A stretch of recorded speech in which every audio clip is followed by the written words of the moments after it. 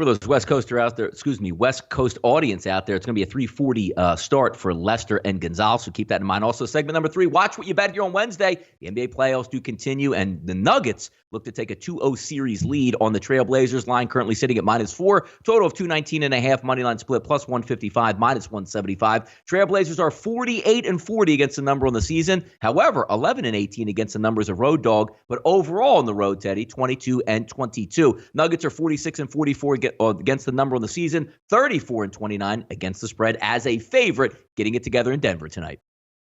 Yeah, and I mean, here's a quote from Game 1 from Michael Malone, Nuggets head coach.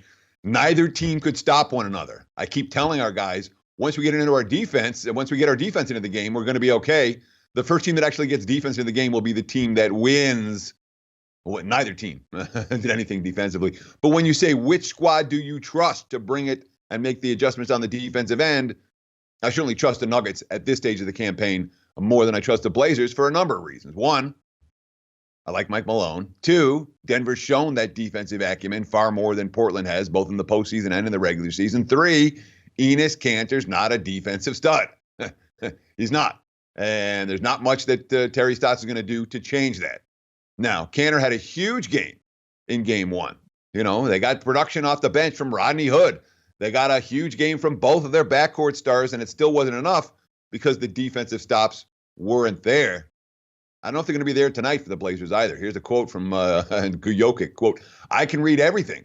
I just need to know what they're doing, and I'm capable of reading the defense. He was certainly the star in game number 1. The quote from Lillard about him, you're not going to completely take him out, but you have to make things difficult for him. We've got to make him see bodies. We got to be physical. We got to be ready to help on the post and get back to our man. We've also got to make sure when he's putting up shots, we're keeping him off the glass. He's one of the best at shooting the ball and following his shot and getting a second attempt. All of that is great in theory. The practice, Damian Lillard and CJ McCollum have to lead Portland. And if that duo goes nuts, the Blazers are live. If they don't, Denver's the better team. Denver won and covered Game 1. I don't know that I'm necessarily in any hurry to step in front of the Nuggets in Game number 2. Especially with Portland having those turnover issues in Game 1. That's a problem for the Blazers. They're going to have to solve if they're going to pull the upset in the Game 2 tonight. Yeah, it's interesting, too, because sometimes this series gets a little bit of a backseat there, Teddy. But the money still spends the same when you win, whether it's total side or whatever you have choice with the game that's going to take place tonight. Astros and Twins. We're going to flip this over to Major League Baseball. If you took a look last night, Teddy, we talked about it. Garrett Cole's been sensational. He goes on the mound last night, Teddy, 7 innings, 1 hit on the road versus the Twins, who in offense had been playing very well over the month of April. 11-0 shutout, 15 hits to 3. If we take a look at the game tonight, Twins are favored minus. Do I have this right here? Let me just double check here while we got this going on. Perez, I'm sorry. The Houston squad, the Astros obviously, opened up at 148, 153. I have it written up wrong here on my screen. It's minus 140 in the favor of the Astros with a total of 9. McHugh and Perez on the mound tonight. Astros coming in 18-12. Twins 17-10. 8 o'clock tonight, ESPN. How about this game, Teddy? Who we picking? You weren't kidding about the Astros lineup. They're capable of putting up runs in bunches. Certainly they hit last night. Again, Cole throws a 1-hit shutout for 7 innings. Minnesota doesn't get on the board, and the game still goes over the total because Houston went nuts. And that's what the Astros are capable of doing in any given game. Of course, with McHugh on the hill, you have to be concerned about the Astros pitching here. He's not been real good, He's not his track record against Minnesota isn't particularly good. His last 2 outings have been a little bit rough against Texas and against Cleveland. His quote, the results speak for themselves. You give up homers, and it's hard to win games. That is all true. All that being said, when we look at these 2 lineups, Houston is capable of absolutely crushing anybody. That's what they do. Sure, they had just 5 singles on Monday in that 1-0 loss.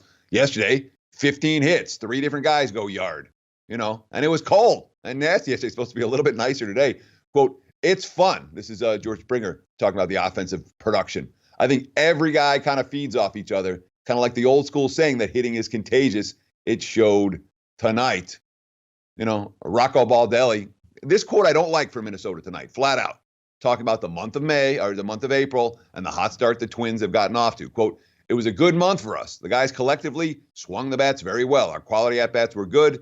It's just maintaining, and it's difficult to do. As long as we have these type of at-bats, we're going to be very happy. I don't want that fat and happy at the end of April. Houston or pass for this better.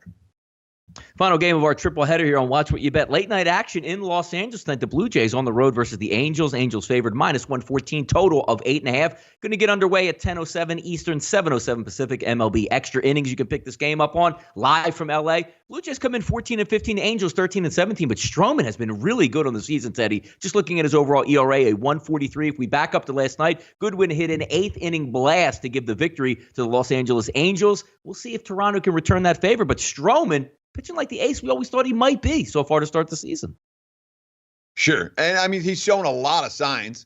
And, you read the quotes from Stroman talking about Vladdy Guerrero and the impacts he's had in that Blue Jays locker room. You don't often see a rookie come in and impact a locker room the way that Guerrero has done that. But this was a lifeless team, and they're not lifeless right now. Stroman's quote, I was probably just excited as the entire fan base to be with you, getting Vladdy up here. It's like having Zion Williamson on your team. It's a once-in-a-lifetime kind of talent. Just to have the opportunity to play with him is amazing. To look out there and see him behind me at third base, I think it's going to give us a huge mental edge. So now they're coming off a loss, and they had 2 walk-off wins over the weekend. That's suffer a late inning loss last night. Maybe a little bit of a splash of cold water in their face. They're going against Felix Pena. Pena's, he's been okay.